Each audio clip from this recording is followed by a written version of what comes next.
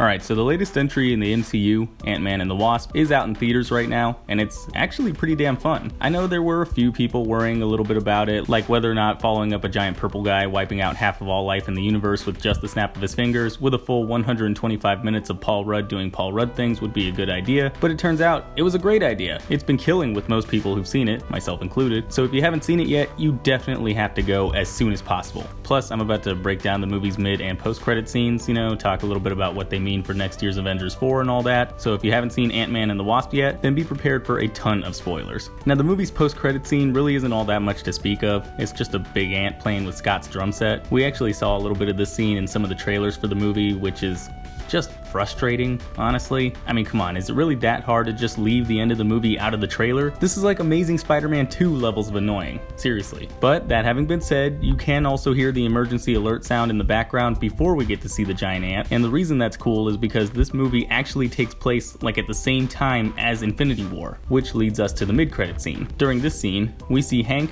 Hope, and Janet sending Scott into the quantum realm so he can gather quantum healing particles to help fully stabilize Ghost and make sure she doesn't have those cool phasing powers anymore. Unfortunately for Scott though, as Hope gets ready to bring Scott back to normal size, all three of the Pyms are dusted as a result of Thanos' infamous snap, leaving Scott stuck in the quantum realm crying out for help before the movie cuts to black. I know, right? Holy shit, that's an awesome mid-credit scene. I mean, we already had an idea that something like this might happen, considering how Hope didn't show up on that Avengers 4 artwork that got leaked a little while ago, but still, it doesn't make it any less impactful. But the question is, what does this mean for Avengers 4? Well, based on some statements Kevin Feige made in a recent featurette, both Ant-Man and the Wasp are apparently going to be important factors in Avengers 4, with him stating, Ant-Man and the Wasp also connects directly to Avengers 4. These characters are going to be very important going forward. Alright, now what exactly does he mean by that? Well, before the Pyms weren't feeling so good.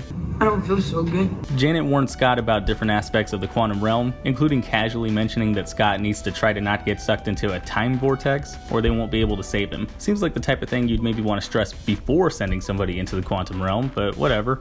Planning ahead, I guess. Seriously though, the idea that time vortexes exist in the quantum realm is huge, because it seems like all those theories about time travel being used in Avengers 4 are actually true. Now, just in case you haven't heard any of this before, there's been a number of theories floating around that the remaining heroes in the MCU were somehow going to travel through time in an effort to give themselves a better chance at stopping Thanos during the Battle of Wakanda before he snaps his fingers. Now, even before Ant-Man and the Wasp came out, it's not like those theories had zero proof backing them up. You might remember how it was reported a few months ago that teenage actress Emma Furman was cast as an aged-up version of Cassie Lang, replacing 10-year-old Abby Fortson, as well as how on-set photos featured Robert Downey Jr. as Tony Stark with weirdly dyed hair, apparently revisiting the Battle of New York in 2012. Even before all that, we actually got some kind of setup for time travel to be a thing back in the first Ant-Man, when Hank mentioned that thing about time and space being irrelevant inside the quantum realm.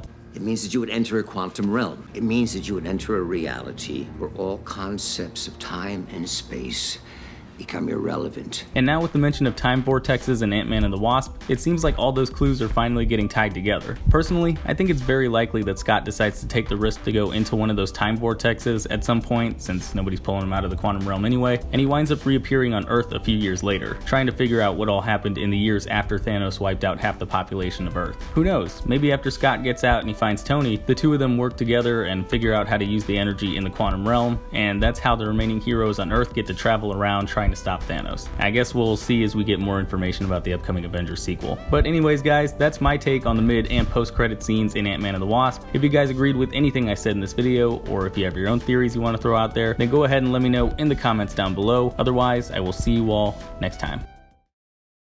Hey, thanks for watching. If you like this video, then go ahead and click that like button, and if you're new, maybe consider clicking that subscribe button too. I've also got links to my Facebook, Twitter, Twitch, Instagram, and Patreon in the description. You should probably check those out too. And if you want to see more of my content, then you can click the link to my last video. It's right there in the middle of your screen. Alright, and I will see you all next time.